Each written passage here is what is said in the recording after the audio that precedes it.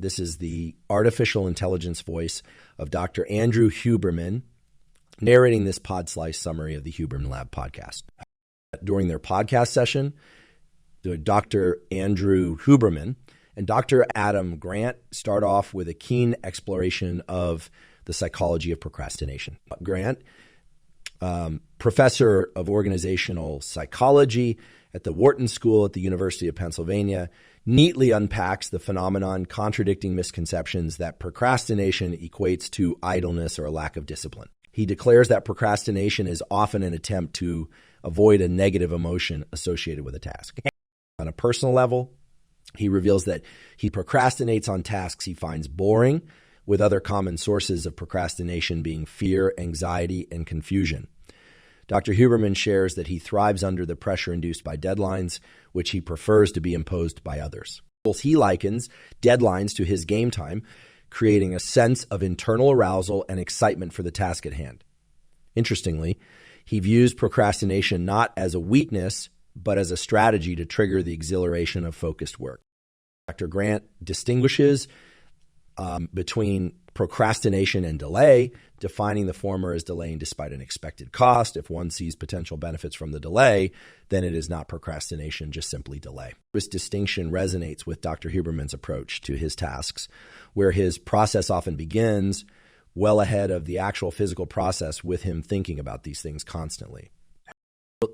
Both hosts present the excitement of the process, at least curiosity, the rush of discovery, as benefits that emerge from their style of work, regardless of whether this encapsulates procrastination or adaptation of deadlines as a psychological tool for performance. Interestingly, Dr. Adam shares a doctoral student's perspective who claimed that she tends to have her brightest ideas during her periods of procrastination.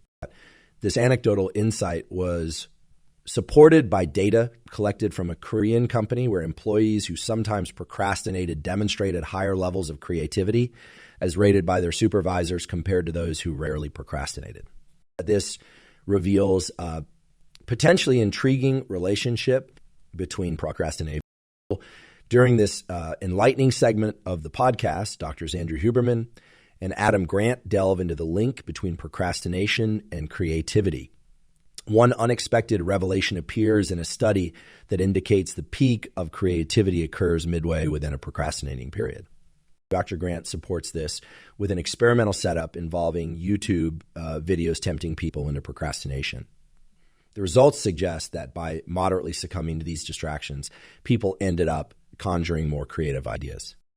These beneficial effects take place because of two reasons. First, when one promptly plunges into the task, they often end up sticking with their initial ideas, missing out on the chance to develop better ones. And chronic procrastinators delay so much that when they finally begin, they rush ahead with the easiest idea rather than patiently evolving the most novel one.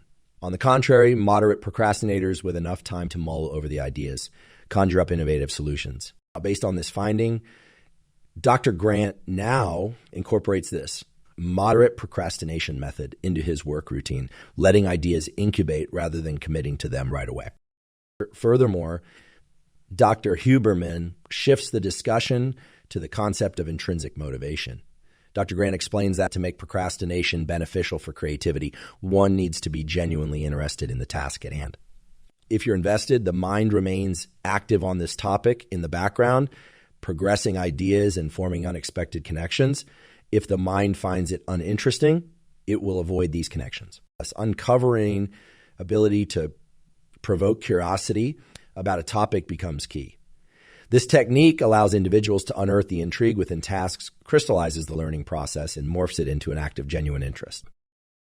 However, Dr. Grant notes that not all tasks can stir inherent curiosity. Here, instead of focusing on the process's appeal, one could focus on the meaningful results that the task achieves, during this sense of purpose. Although not as potent as genuine curiosity, can serve as a surrogate to motivate action and combat procrastination on tasks perceived less appealing. Finally, they revolve around the idea that lying about enjoying a task to someone else, convincing them about the task's merit, also ends up persuading oneself about it, gradually fostering genuine interest and intrinsic motivation. Like in this ongoing discussion, Dr. Grant and Dr. Huberman talk about the effects of both intrinsic and extrinsic motivation on performance and overall happiness. Dr. Grant introduces an essential point about children learning to do tasks for extrinsic. For example, a child might do chores for an allowance, which grants them the freedom to spend money on what they desire. While this real-world system is used by many adults who work for a paycheck, Dr. Grant gingerly questions whether the situation provides a diminished landscape of happiness. However, data suggests that using extrinsic rewards increases productivity. They incentivize quantity over quality, pushing individuals to complete tasks faster without necessarily doing them more thoroughly. That Dr. Grant warns how relying on extrinsic rewards can unwittingly undermine intrinsic motivation by shifting focus on the outcome over the process. To avoid this, one needs to maintain autonomy in completing tasks. When the rewards aren't presented in a controlling manner, individuals often react differently, paving the way for engagement and substantial performance. This approach works effectively when the rewards serve as a symbol of appreciation rather than a carrot dangled to control behavior. Underscoring the value of focusing on the task at hand rather than the outcome, Dr. Grant suggests that individuals perform better and even learn to appreciate the process more when they're physically and mentally present. The idea of losing themselves in the task, thereby experiencing a level of concentration and persistence that ultimately leads to working harder, smarter, and thinking more clearly. Lastly, Dr. Huberman brings up the topic of social media and how it often interrupts rewarding experiences. Due to the instant gratification associated with sharing experiences online right away, individuals might be missing out on the reward of being. This constant shift from intrinsically into extrinsically rewarding experiences concerns Dr. Huberman, who personally experiences this struggle, especially in the context of sharing knowledge instantly versus systematically over time. Dr. Grant echoes this sentiment, acknowledging the struggle between improving the world and simply enjoying it, particularly in the age of immediacy afforded by social media and smartphones. Navigating this intriguing discourse, Dr. Grant and Dr. Huberman discuss strategies to maximize productivity and creativity. They express interest in the philosophy of quiet time introduced by Leslie Perlow, wherein she suggests a blackout of any interruptions during certain periods. The quiet time periods focus on the main task at hand, increasing productivity by a considerable amount. They further dive into examining personal working rhythms, the topic of chronotypes, and the association between energy phases and productivity cycles. Intriguingly, they reveal that individuals may perform better during certain times of the day based on these rhythms. Morning people, often driven by increased energy levels, may engage in more creative work during the early hours of the day, leaning towards more analytical tasks as the day progresses. Different times of the day could stimulate different types of thinking, which can significantly affect productivity. Additionally, they delve into anecdotal experiences about classroom timings and student receptivity, hinting at the role of circadian rhythms in cognitive performance. They stress the influence of transitioning states like sleep and wakefulness, suggesting that they could stimulate divergent thinking by activating unconstrained neural networks. Borrowing strategies from highly creative individuals, the experts also mull over how deliberately activating or calming the mind or body influences the creative process. They elaborate on this idea by proposing a fascinating correlation. If a person naturally sustains a constantly active mind, then quieting it might lead to more innovative ideas and vice versa. Acknowledging the challenge in judging one's ideas, they theorize that finding quietness of either the mind or body enhances discernment between promising and lackluster ideas.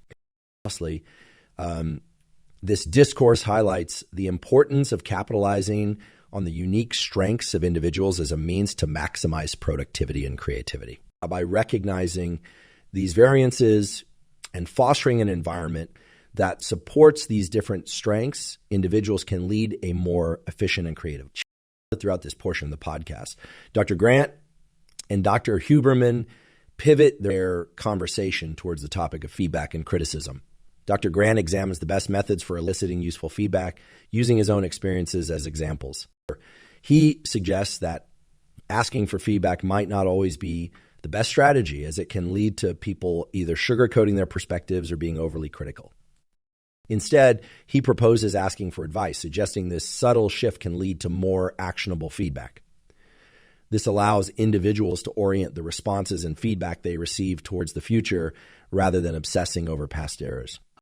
Rather than merely accepting a critical feedback score, Dr. Grant introduced the concept of a second score. He allows himself to be graded on how well he took the feedback, the first score, reframing the process to focus on constructive utilization of the criticism. A personal anecdote showcased this concept when he found himself lecturing a class of Air Force generals and colonels vastly more experienced than he is. Acknowledging his initial feedback was less than favorable, Dr. Grant used that information to adjust his approach for the next session, resulting in considerable improvements in his feedback scores. Dr. Huberman concurred by sharing his experience submitting a scientific paper for review. Despite initial disheartening feedback, it later got accepted and published in a prestigious journal.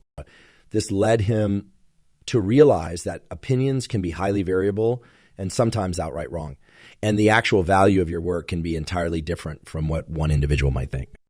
The hosts further delve into dissecting feedback, stressing that the focus should not be on whether it's negative or positive, but rather on whether it focuses on the A task or the SL.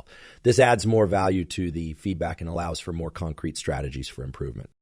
This part of the conversation suggests that reframing the feedback process, focusing on engagement rather than avoiding discomfort, can lead to significant improvements in the ability to accept, analyze, and utilize the criticism to enhance personal and professional. In this intensive discussion, Dr. Grant and Dr. Huberman focus on mindset, specifically the growth mindsets. They touch on the importance of perceiving both personal abilities and the potential of a job as malleable, shifting from a fixed to a growth mindset. Dr. Grant shares the research he conducted with Justin Berg and Amy Resnissen, examining how adopting a growth mindset impacts workplace satisfaction and performance. The study concluded that teaching employees to view their skills and job as malleable significantly enhances their happiness for at least 6 months without a drop in their productivity. Dr. Huberman resonates with this, pointing out that it seems more about adopting growth mindsets, encompassing not just personal skills, but also work, a perspective Dr. Grant agrees to, stating that the environment plays a huge role in harnessing the benefits of a growth mindset. The topic then shifts to ADHD, discussing the relationship between deep interest in a particular area and performance in other less interesting tasks. This includes the research that suggests that extreme interest or passion for a specific task or subject might lead to a negative impact on other less interesting assignments, essentially translating to poor performance. Dr. Grant validates his correlation using contrast effects in psychology as an analogy. He explains that if someone savors a delicious meal, their least favorite food might taste even worse than before. This led him to rethink his task sequencing. Instead of starting with the most exciting task, he now initiates his day with a moderately interesting task. The conversation not only emphasizes the importance of the growth mindset, but extends towards the effective application of the mindset in real-life scenarios. It suggests practical strategies backed by research on harnessing the best of this approach to enhance both personal growth and job satisfaction. The conversation between Dr. Huberman and Dr. Grant continues to examine approaches towards the impact of positive and negative experiences on our mindset, decision-making, and task performance. The concept of negative experiences is brought forward, specifically those dreaded bad days, providing strategies such as reframing and distraction in order to regulate emotions and think positively. Dr. Grant talks about his own experiences and his coach's words, asking if they made themselves or someone else better that day, and if the answer was yes, then it was not a bad day. This reframing emphasizes focusing on improvement rather than being perfect. It also includes considering one's impact on other people as an alternative measure of success, effectively diminishing the disappointment. The discussion then turns towards the practicalities of modern life and how they affect satisfaction levels, such as the pros and cons of smartphones and task lists. Dr. Grant offers his personal strategies, including using a to-don't list to add boundaries to potentially detrimental habits, such as smartphone overuse, highlighting the role of modern technologies in our lives. The conversation transitions into the importance of recording ideas when they occur, since they may be impossible to recall later, leading towards the exploration of unconscious biases. Dr. Grant touches upon the idea that people often perceive themselves as more objective than others, leading to what he labels as I'm not bias, which serves as a potential blind spot in one's decision-making and judgment process. These blind spots can sometimes limit individuals. However, Dr. Grant suggests that recognizing and overcoming them can also present opportunities for personal growth and better decision-making. An intriguing section of this engaging conversation delves into exploring the concept of blindsight, a phenomenon whereby people trust their abilities too much, perceive themselves as objective, and disregard their inherent biases, a bias which Dr. Grant refers to as the I'm not biased bias. This cognitive lapse often leads to blind spots in one's judgment and decision-making process, with implications reflecting even in one's representation of their strengths and weaknesses. Dr. Grant brings forth the reflected best self-portrait in this context, a methodology he personally values for the illumination it can bring to people's often unnoticed strengths. He relates an example of asking 10 to 20 people, such as family members or colleagues, to recount a moment when you were at your best. This collection of stories about your personal strengths can often reveal enlightening patterns about your potential and the situations that ignite them. For taking the exercise further, Dr. Grant shares a personal anecdote about his inversion of this exercise. He selected a group of individuals and wrote stories to each about a time when they were at their best. This alternate practice revealed areas Dr. Grant could bring his identified strength, helping other people see their strengths into his daily life more effectively. It gave him insight into how to direct his efforts to magnify his impact. Continuing with the exploration of cognitive approaches, they discussed 3 mental modes that many people often function within: the preacher, prosecutor, and politician. While these modes can be advantageous in certain roles, their common denominator is that they often prevent you from questioning your own assumptions and beliefs. But Grant proposes the alternative of thinking like a scientist, which involves fostering a humility to acknowledge what you don't know and nurturing a curiosity to seek out new knowledge. This scientific thinking, they agree, allows for more effective decision-making, facilitates the testing of assumptions, and encourages personal growth. Rather than being overly invested in the need to be right, this mode shifts the focus towards a quest to get it right, encouraging a more open, receptive learning and growth mindset. This, they both argue, is a healthier way to approach thinking about daily habits, behaviors, and decision-making processes. In a captivating part of their conversation, Dr. Andrew Huberman and Dr. Adam Grant dig into the process of scientific thinking and how it can help overcome cognitive biases and blind spots. Dr. Grant suggests that adopting a scientific mindset involves setting aside overconfidence in personal perceptions and focusing on disproving hypotheses, which is quite different from the traditional practice where most people look for validation of their existing beliefs. At the heart of their dialogue, they delve into the dynamics of social media and how it amplifies cognitive biases. This touches on the concept of confirmation bias, where individuals tend to seek information that confirms their pre-existing beliefs and disregard information that contradicts them. This tendency is heightened on social media, where individuals can easily curate their feeds to echo their views, an act which often leads to a lack of diverse and challenging perspectives. Dr. Grant suggests that one way to counteract this is by deliberately following people whose conclusions differ from ours, but who share a respect for thoughtful reasoning and analysis, as this can provide insights that stretch our thinking. Moreover, Dr. Huberman and Dr. Grant discuss how follows on social media are often misinterpreted as endorsements when they could be attempts at understanding differing perspectives. They also delve into the intricacies of presenting scientific information on social media. The key challenge lies in striking the right balance between providing comprehensive context and giving actionable takeaways without oversimplifying or misrepresenting complex scientific data. They recognize the need to outline their approach to questioning and analyzing studies, ensuring their followers understand the rigorous filters and scrutiny applied before sharing any research findings. Furthermore, they explore the concept of authenticity, a commonly valued trait that, if not balanced with empathy and boundaries, can lead to selfish or disrespectful behavior. Dr. Grant offers a nuanced perspective, arguing that authenticity should not necessarily mean expressing every thought or emotion, but rather acting in accordance with our principles, even if it contradicts momentary impulses. He introduces the idea of sincerity as an alternative, urging individuals to reflect the person they aim to be, as opposed to focusing on outward expression of personal thoughts and feelings.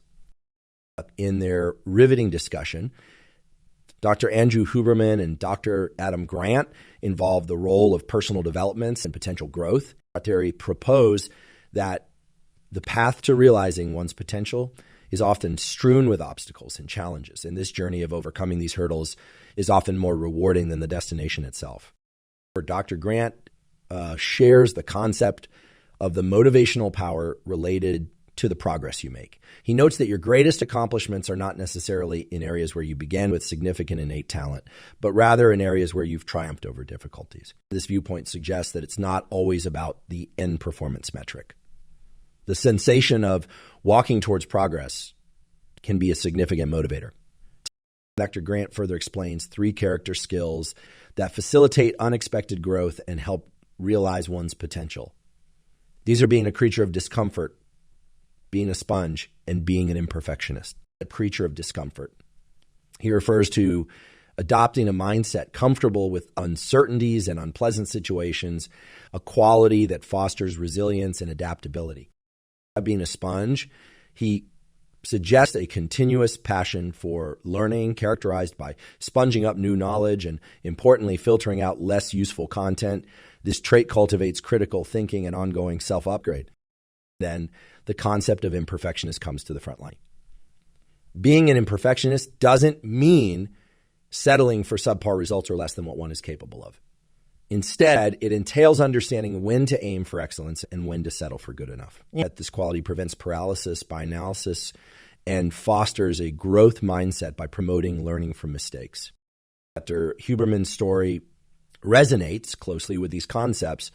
His struggle in a course on neural development during his senior year sparked an extensive interest and experience in the field, which turned it into one of his favorite subjects to teach and learn about today.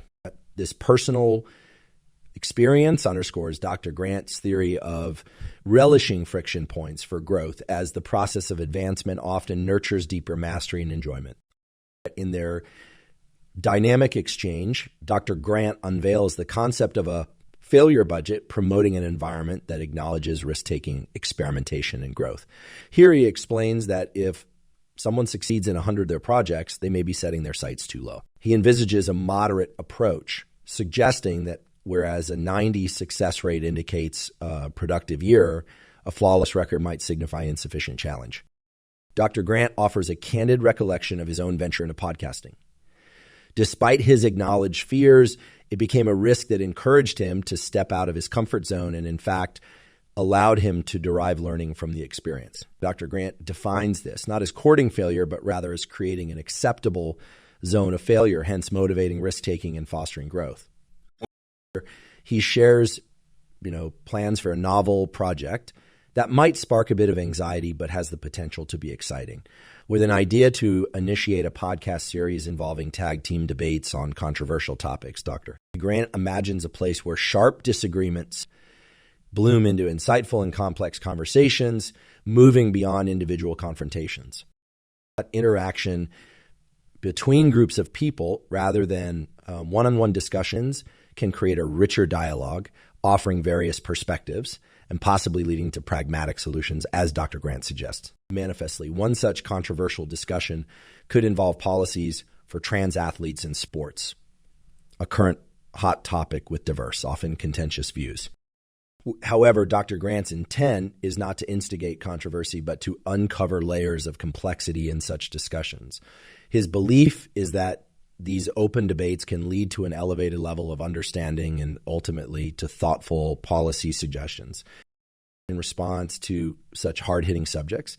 Dr. Huberman acknowledges Dr. Grant's aim to genuinely tackle substantial issues, like the consideration of rewriting the Constitution.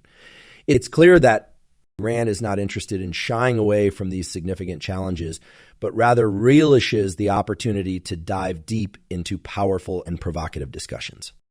In what can be described as a fascinating exploration, Dr. Huberman and Dr. Grant delve into the real essence of beliefs, challenging conventional wisdom, understanding self, and more.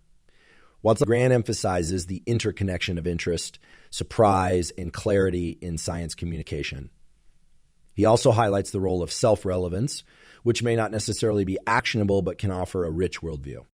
An idea proposed by sociologist Murray Davis suggests that ideas remain alive not because they are true, but because they are interesting, and a great part of this interest is rooted in surprise. Dr. Grant discusses several ways to invert conventional wisdom and instigate interest, making the learning process intriguing rather than offensive.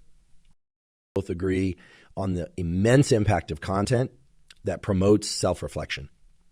Dr. Huberman, drawing from his discussion with Dr. Keith Campbell, cites the redefining of narcissism as profound envy arising from a deep deficit in pleasure, which resulted in a rethinking of previous perspectives towards narcissists. The discussion transitions into the realm of magic and misdirection, where Dr. Grant, former magician, likens magic to science communication. He explains that the surprise element in performing a magic trick is similar to effectively communicating a scientific fact that contradicts conventional understanding. This element has the potential to intrigue people more than the obvious truth. Up in the area of self-relevance, they discuss how giving people language to articulate what they feel could engender interest and excitement. Using a specific Japanese word to describe the sadness one feels after getting a bad haircut serves as a perfect example of sharing a universal experience, making people feel less alone and suffer less. Consequently, a cognitive shift occurs, leading to a deeper understanding of oneself and others. Culminating this deep dive, thought-provoking exploration, the hosts note that crafting science communication with surprise, interest, self-relevance, and clarity can significantly expand our understanding of ourselves and the world around us. They emphasize the strong correlation between naming emotions to manage them effectively, contributing to mental talk. In this stimulating section, Dr. Grant dares share some profound insights surrounding the experience of languishing and how naming our emotional states can lead to greater understanding and self-recognition. This concept stems from research he referenced by sociologist Corey Keyes on languishing, a state of stagnation or emptiness that is not quite depression, but is far from flourishing. It's an absence of well-being, not devoid of hope or energy, but not reaching peak functioning either. Dr. Grant comments on how impactful the naming of this state was for many people, illuminating a shared experience. Resonating with and expanding on Dr. Grant's discourse, Dr. Huberman observes the act of naming emotions can be an effective strategy to regulate them. Correlating it with cognitive neuroscience, he asserts that understanding the neurological underpinnings of our emotions, thoughts, and behaviors could lead people to believe and understand them more.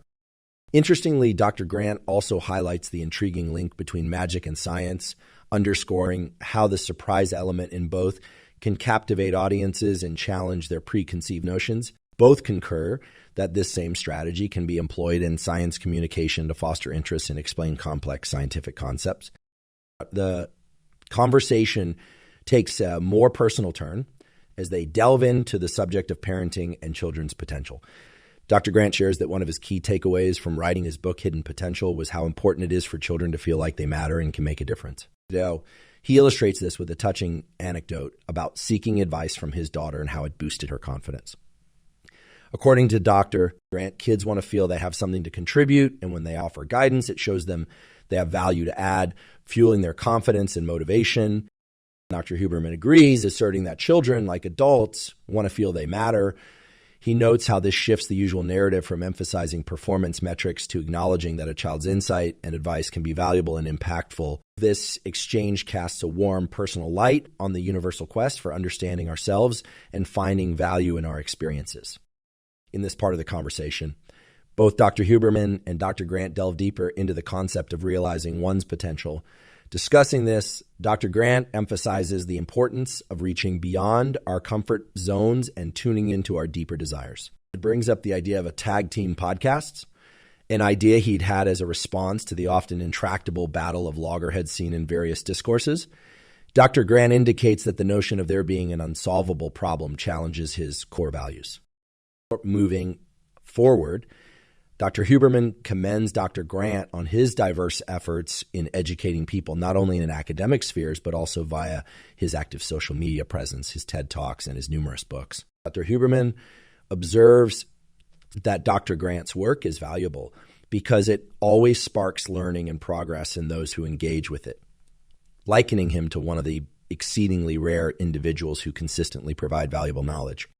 Dr. Grant reciprocates the sentiment, admiring Dr. Huberman for his significant contributions in making scientific knowledge more comprehensible, engaging, and relevant to the public. They both affirm their shared mission of promoting scientific literacy and express interest in potential collaborations in the future. To engage with his audience, Dr. Huberman encourages them to connect with him on various platforms, including subscribing to their YouTube channel, podcast subscriptions on Spotify and Apple, and following on various social media platforms. He also introduces his monthly neural network newsletter that provides podcast summaries and educational toolkits on science-based topics, such as neuroplasticity, dopamine management, sleep enhancement, physical performance, and more. Throughout the dialogue, both Dr. Huberman and Dr. Grant continue to express gratitude for each other's work and the productive conversation they shared. These sentiments illustrate mutual respect grounded in their shared commitment to making complex scientific concepts accessible, understandable, and useful for a broad audience.